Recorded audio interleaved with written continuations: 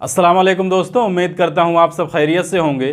दोस्तों, आज की इस वीडियो में सऊदी अरब की कुछ ज़रूरी खबरें आप लोगों के साथ में शेयर करने वाला हूँ, तो वीडियो को पूरा ज़रूर देखें ताकि पूरी जानकारी आप लोगों को मिले। आज की इस वीडियो में टोटल 6 अपडेट मैं आप लोगों के साथ में शेयर करने वाला हूं, जिसमें से कुछ अपडेट ऐसी है कि जितने भी लोग सऊदी अरब के अंदर काम करते हैं या काम करने के लिए जाने वाले हैं, चाहे इंडिया से या पाकिस्तान से या नेपाल से या बांग्लादेश से, उनके लिए मिनिस्ट्री ऑफ ह्यूमन रिसोर्स की तरफ से एक बहुत ही इम्पोर्टेंट इन्फॉर्मेशन आई है।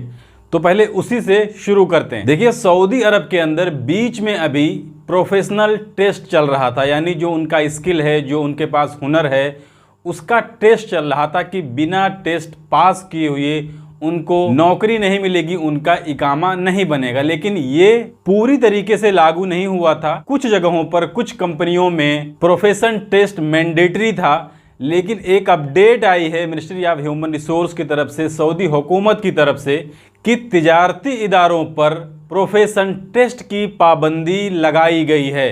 पहले 2 लाइन इसको पढ़ के मैं आप लोगों को सुना देता हूं, उसके बाद में इसके बारे में मैं आप लोगों को डिटेल से समझाता हूं।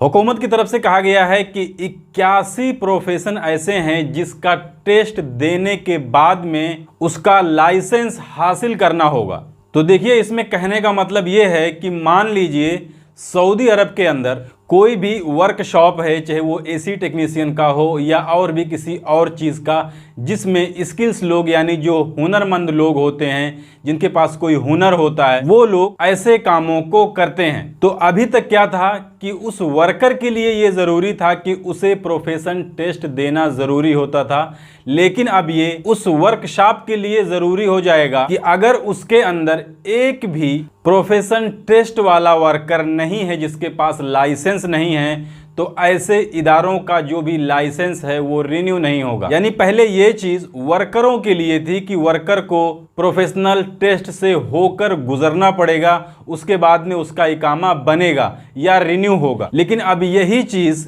इदारों के ऊपर भी लग गई है, कंपनियों के ऊपर भी लग गई है, जो वर्कशॉप हैं उनके ऊपर भी लग गई है कि अगर उस कंपनी में, उस वर्कशॉप में, उस इदारे में कोई एक भी वर्कर इस तरीके का नहीं होगा जिसके पास प्रोफेशन टेस्ट वाला लाइसेंस नहीं होगा, तो उस इदारे का, उस वर्कशॉप का जो भी लाइसेंस होता है गवर्नमेंट की तरफ से, उसे रिन्यू नहीं किया जाएगा। और इसी तरीके के तकरीबन 81 प्रोफेशन बताया गया है। इसमें कौन कौन से प्रोफेशन हैं ये मैं आगे किसी दूसरी वीडियो में बताऊंगा। फिलहाल आप ये जान लीजिए कि जितने भी टेक्नीशियन वाले काम हैं उन्हीं की बात इसमें की जा रही है। तो अब जितने भी लोग सऊदी अरब में काम करने के लिए किसी भी मुल्क से आएंगे, चाहे वो इंडिया से या पाकिस्तान से या बांग्लादेश से या नेपाल से, या जितने भी लोग अभी फ़िलहाल सऊदी अरब के अंदर मौजूद हैं और वो इस तरीके का काम कर रहे हैं, तो अब उन्हें भी इस प्रोसेस से होकर गुजरना पड़ेगा। नहीं तो फिर कंपनियों के लिए, वर्कशॉप के लिए प्रॉब्लम खड़ी होने वाली है। और ये कानून अगले साल यानी जून 2023 से पूरी तरीके से लागू हो रहा है। इसके अलावा एक अपडेट जवाजात की तरफ से आई है और ये बहुत ही इम्पोर्टेंट अपडेट है। इस प्रॉब्लम से सऊदी अरब के अंदर बहुत सारे लोग गुजर रहे हैं, जिसमें जवाजात से पूछा गया है कि उनका इकामा 1 साल से एक्सपायर है, कफील उसे रिन्यू नहीं करा रहा है, तो इसका सॉल्यूशन क्या है, इसका हल क्या है। तो देखिए, जवाजात की तरफ से काफ़ी लंबी चौड़ी बात कही गई है, लेकिन इसका जो निचोड़ है वो मैं आप लोगों को बता देता हूं। देखिए, इसमें आपके पास 2 ऑप्शन मिलेंगे। पहले वाले ऑप्शन में भी आपको 2 ऑप्शन मिलेंगे। पहला, अगर आपको उसी कफील के पास काम करना है जिसके पास अभी फ़िलहाल कर रहे हैं, या आपको फाइनल एग्जिट जाना है, तो इसके लिए आपको मिनिस्ट्री ऑफ ह्यूमन रिसोर्स की जो ऑफिस है, जिसे आप मकतबल अमल कह सकते हैं, वहाँ पर आप कंप्लेन कर सकते हैं।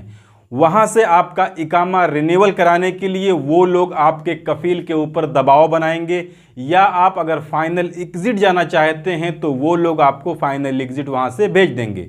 ये तो हो गया पहला ऑप्शन।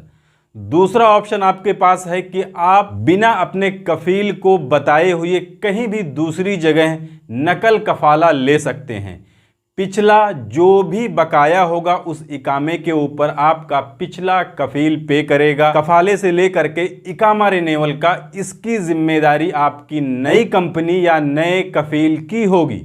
तो ये दो तरीका है आपको अगर अपना इकामा रिन्यू कराना है, या आपको फाइनल जाना है, या आपको दूसरी जगह नकल कफाला लेना। इसके अलावा अगली अपडेट देखिए, सऊदी अरब से इंडिया आने वालों के लिए एक बहुत ही अच्छी अपडेट आई है। एक फ्लाइट शुरू की गई है एयर इंडिया एक्सप्रेस के नाम से, जो कि सऊदी अरब से इंडिया के लिए वीकली फ्लाई करेगी, यानी हफ्ते में कुछ दिनों के लिए ये फ्लाइट सऊदी अरब से इंडिया के लिए आएगी।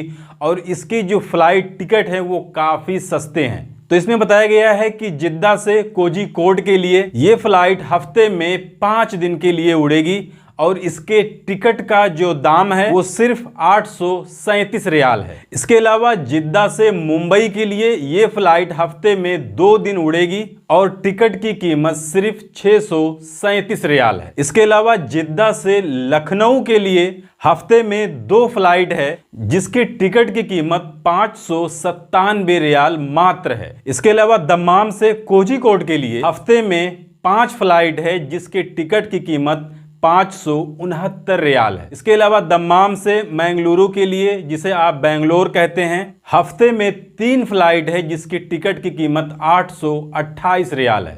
इसके अलावा रियाद से भी कोझिकोड के लिए हफ्ते में 5 फ्लाइट उड़ेगी, और टिकट का दाम 691 रियाल होगा। और रियाद से कन्नौर के लिए हफ्ते में 2 फ्लाइट है, और टिकट की कीमत 831 रियाल मात्र है। तो ये बहुत सस्ती, बहुत चीप फ्लाइट है, आप इससे सफ़र कर सकते हैं। इसके अलावा सऊदी अरब की कुछ और अपडेट्स की बात कर लेते हैं। तो देखिए, अभी फिलहाल सऊदी अरब के अंदर वहाँ के लोगों में एक फैशन बना हुआ है कि वो पब्लिक प्लेस पर, यानी सार्वजनिक जगहों पर बंदूक वगैरह की नुमाइश करते हैं और उससे फायरिंग करते हैं, और इसके लिए उन लोगों के ऊपर कार्रवाई भी हो रही है। इसके अलावा अगली अपडेट जो है, सऊदी अरब के अंदर अब आप पब्लिक प्लेस पर या सार्वजनिक जगहों पर ऊंची आवाज में चिल्लाकर बात नहीं करेंगे। अगर करेंगे तो 100 रियाल का फाइन लग जाएगा।